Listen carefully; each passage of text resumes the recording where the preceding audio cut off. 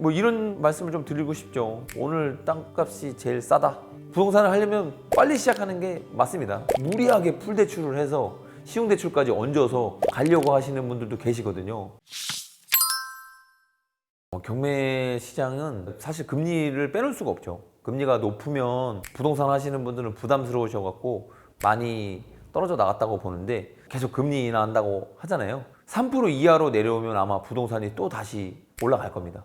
자금이 계속 움직이는데 아마 금리가 이제 좀씩 떨어질 거거든요. 부동산은 또 시장이 활발해질 거고, 이게 계속 상승기라는 것도 말이 안 되고 계속 하락기라는 것도 말이 안 되는데, 2021년도에 이제 하락기를 시작했으니까 이제 다시 이제 반등세를 꺾어 올라갈 건데, 이제 금리 인하가 아주 중요한 목적 중에 하나죠.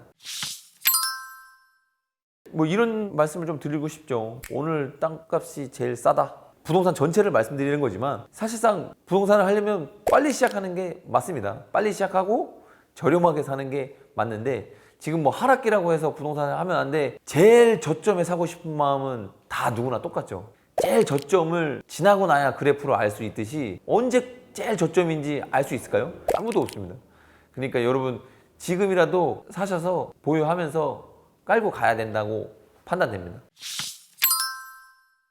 뭐 그런 것들도 있죠. 너무 고점인 상태에서 돼 있는 것들은 이분들이 투자의 목적이라고 하면, 내가 시간적으로 돈이 급한 게 아니니까 기다릴 수 있다라고 하는 분들에 한해서는 매매 거래가 다 찍힌 게 나오잖아요. 완전 최고점 찍고 있는데 더 올라갈 걸 예상하고 하시는 게 맞습니다라고 하기보다는 조정받았을 때 하는 거를 좀 추천드리고, 고객님의 성향인 것 같아요. 자본이 있고 여유롭게 기다릴 수 있는 분들이면은 좀 더 기다렸다 하시는 걸 추천드리는데, 나는 당장 오늘 여기 들어가서 실거주를 해야 돼 라고 하면 비싸든 안 비싸든 상관없이 무조건 하시라고 말씀을 드리죠.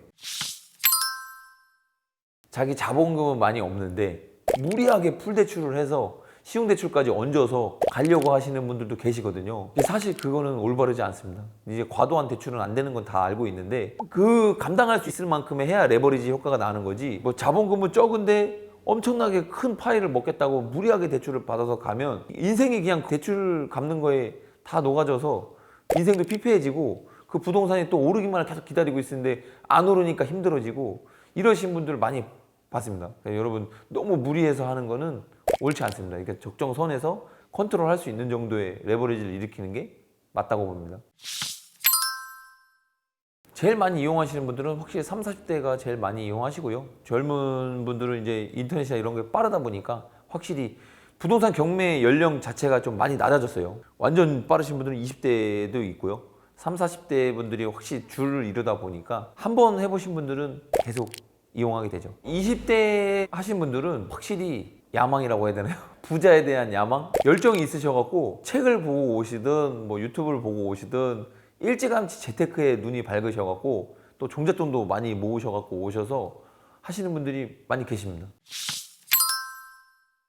이게 대출을 받으려고 하면 소득이 또 따라와야 되거든요. 소득이 없으시고 주부로 계시는 분들이 남편분들 자본을 통해서 하시는 분들이 많이 계신데, 주부분들은 남편분들 소득이 있으니까 상관이 없어요. 군인이나 대학생 이런 분들 같이 소득 증빙이 안 되는 분들, 소득이 없으시면 신용카드라고 해서 대체소득을 이용하는데, 그것도 발급이 없으신 분들은 대출이 안 된다고 봐야죠. 무조건 자기 자본으로 해야 되는데 되게 작은 물건밖에 못하니까 한계가 있다라고 말씀드릴 수 있습니다.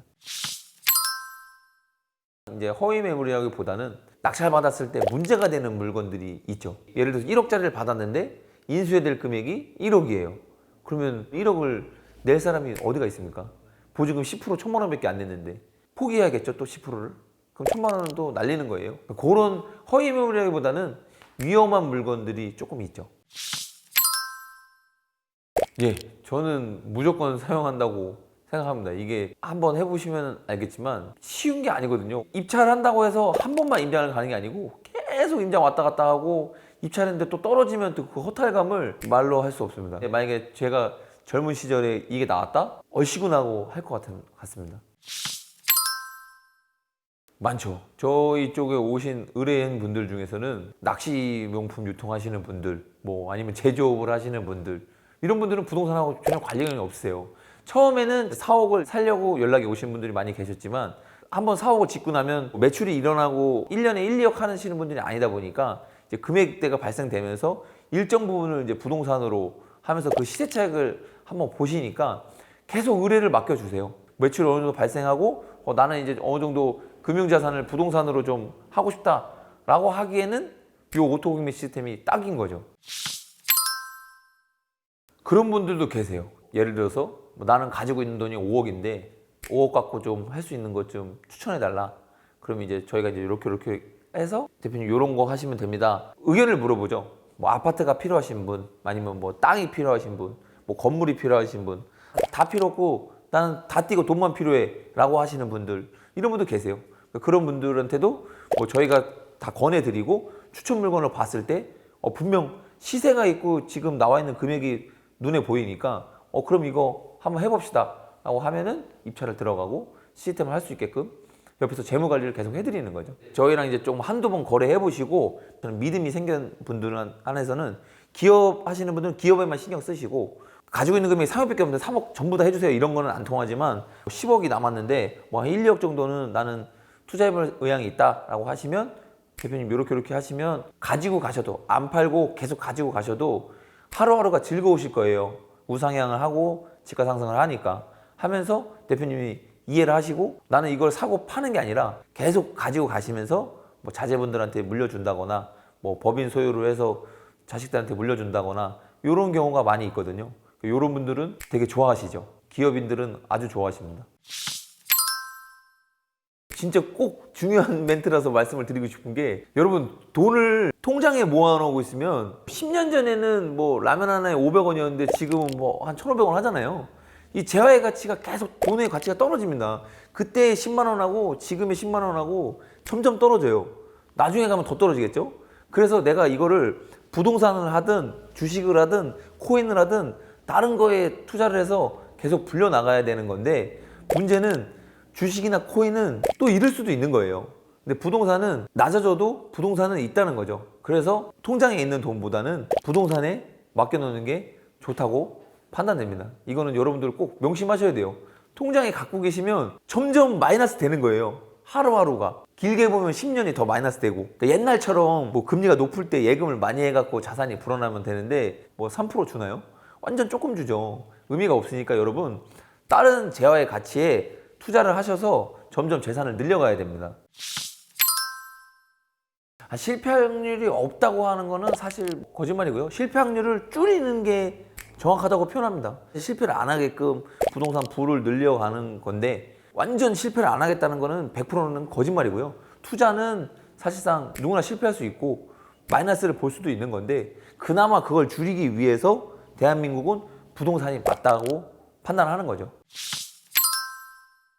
지금 상황에서 단기 매도 하시는 분들한테 조언을 좀 드리자면 사실상 경매하는 사람들도 너무 많아졌고 경쟁이 너무 치열하고 다 공개돼 있어서 수익이 어느 정도 되는 거를 다 알고 계세요. 그러니까 경쟁이 조금 좋은 거는 수익 구간이 없어진다고 봐야 되는 겁니다. 그래서 막 아파트 하나에 막 100명씩 들어오고 이런 것들을 말씀드릴 수 있는 건데 제가 말씀드리고 싶은 건 난 그래도 무조건 단타를 쳐야 돼 라고 하시는 분들은 경기도 외곽, 양주, 파주, 안성, 여주, 뭐 화성, 남부 이렇게 해갖고 좀 경기도에서 외곽 아니면 뭐 세종, 대구, 대전, 광역시 있잖아요. 이런 부분으로 가셔야 돼요. 수도권에서 인기 많고 좋은 데는 사실 단타 치기가 어렵습니다. 실질적으로. 그래서 조금 벗어나고 하셔야 되고 나는 그래도 서울 쪽에서 좀 하고 싶다. 그러면 낙후된 데 빌라를 가셔야 되는 게 맞습니다. 여러분 단타를 치시려면은 남들과 경쟁해야 돼요. 남들이 하지 않는 곳으로 가셔야 되니까 싸게만 받으면 팔립니다. 여러분들 그거 참고하시고 조금 벗어나셔야 낙찰을 받을 수 있을 거예요.